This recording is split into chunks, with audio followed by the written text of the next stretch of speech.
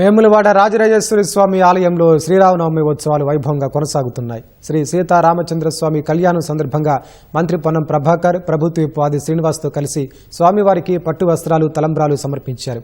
అనంతరం రాజరాజేశ్వర స్వామి అనుబంధ దేవాలయం భీమేశ్వర స్వామిని దర్శించుకుని ప్రత్యేక పూజలు నిర్వహించి మొక్కులు చెల్లించుకున్నారు. అర్చకులు మంత్రికి వేదోక్త ఆశీర్వచనం అందించారు. స్వామివారి ఆశీస్సులు ప్రభుత్వం ప్రజలందరిపైన ఉండాలని, సకాలంలో వర్షాలు పడి పంటలు సమృద్ధిగా పండాలని కోరుకున్నట్లు చెప్పారు. శ్రీరామనవమి శుభాకాంక్షలు.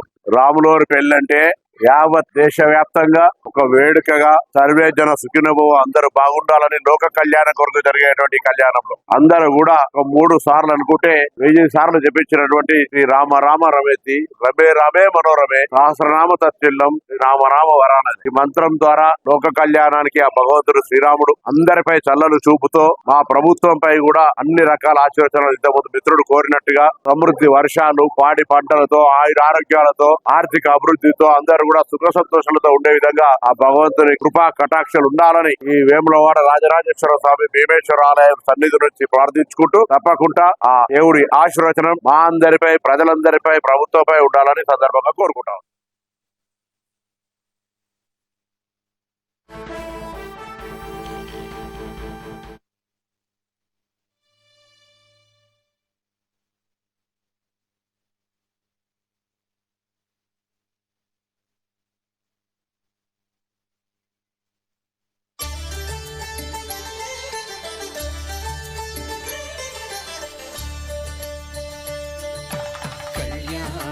చూతమురారండి శ్రీ సీతారాముల కళ్యాణం చూతమురారండి. ఒకే మాట ఒకే బాణం రాముడు, ఒకే వనిత మా సీత సుమండి.